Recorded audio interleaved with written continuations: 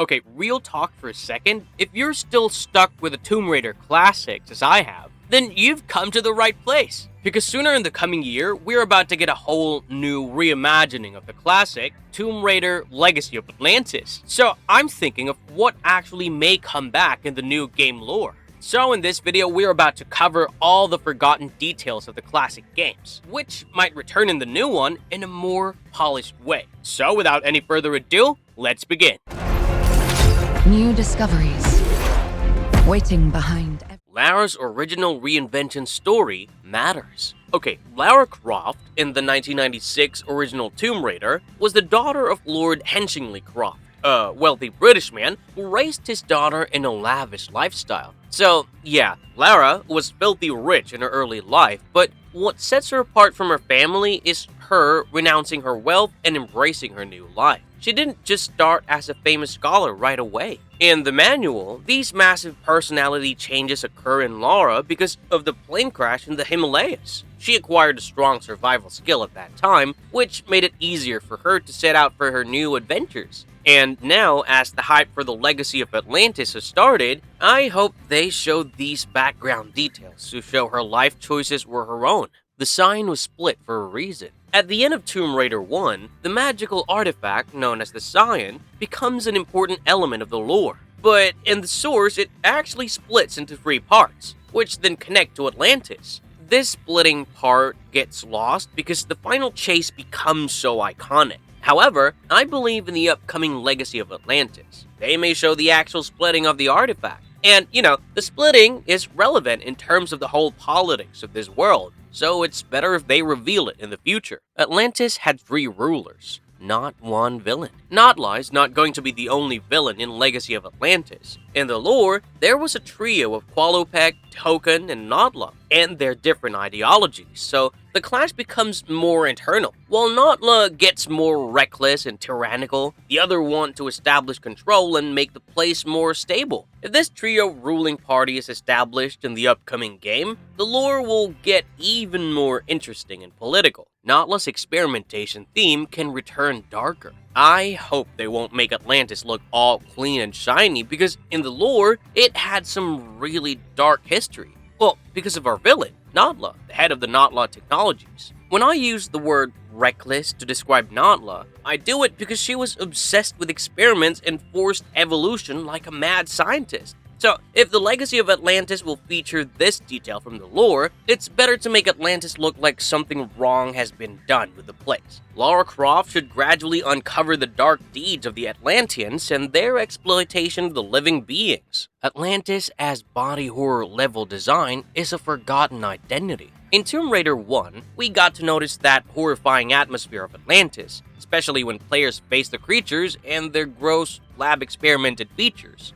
That was a whole eerie vibe about that atmosphere and uncertainty. And, I feel like Legacy of Atlantis will bring that back. Once again, we'll be alone in these ruins of the architecture, not knowing what is out there waiting for us. Tombs as containment, not treasure rooms. Atlantis was sealed away because the Atlanteans, who kept doing their experiments there, got ultimately scared of their own creation. Lara might come face to face with the truth that it was not about the treasure anymore, but something hidden behind the sealed doors and walls. Legacy of Atlantis will surely follow Lara Croft solving the puzzle to learn the secret of this place. Atlantis is all about fantasy, myth, and the historical background of that place. And all these 3 make this lore even more compelling. I hope the game will maintain that vibe because it will be those mythical lore Lara will use as clues in the whole adventure. With time and as the story moves ahead, we'll get answers to all the puzzles and myths. At least that's what the lore suggests. I just hope the game will stick to that, even though we don't feel the need to have a logical explanation of all the myths surrounding it.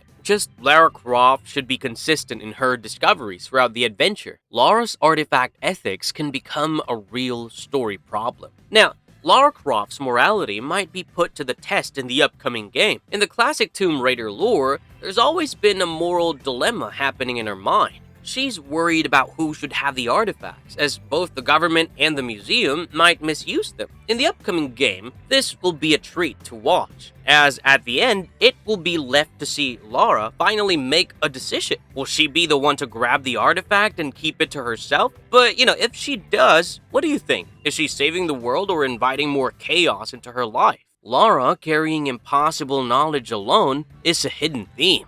Lara isn't supposed to be sad all the time. I know she's kinda different and isolated from others because of her knowledge of the impossible and her survival skills, but in Legacy of Atlantis, I hope to see a new shade of her personality, as she might be in a constant dilemma. This will include her knowing something really uncanny that she can't even share with anyone. The aspect of her character might elevate her journey to the next level. Human villains like Pierre can return to ground the myth. Okay, going beyond the supernatural territory, we have some scary human villains too. Remember? Like Pierre Dupont, who is a strong competitor of Lara and well attached to Natla Technologies. In the classic, he's a real tough one against Lara, and I hope Atlantis will bring him back because, honestly, supernatural fights are fine, but the human battles will always be the ultimate treat for the players. Lara will thrive defeating her rivals, and then it will be the real fun. Croft Manor as more than a menu screen. Another interesting addition to Atlantis might be Croft Manor, which is a private space for Lara, but in the classic ones, Croft Manor was also a place where she practiced. And this development can be an essential detail in the upcoming game, as we reimagine her in her own house, practicing fights, and preparing herself for the big adventures. The idea of Atlantis leaving traces should be treated as mystery, not fact. Many fans, including me, still love to believe that Atlanteans have actually survived and didn't just vanish right away. But Tomb Raider Classics never confirmed this idea, and it remained a perfect conspiracy theory. But it would be great if Legacy of Atlantis at least deals with the possibility that maybe somewhere, some of the Atlanteans are still alive. Maybe Lara Croft will find some major clues to get some hints about them, which might foreshadow their future aspects in the lore.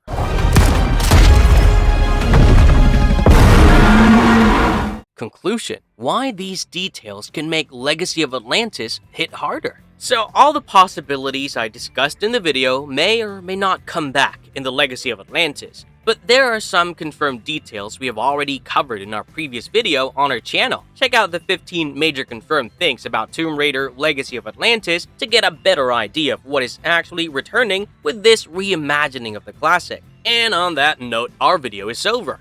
If you like this breakdown, please make sure to like and subscribe to our channel, and also leave a comment on what you think might be returning in Legacy of Atlantis. Until then, goodbye, and see you in the next one.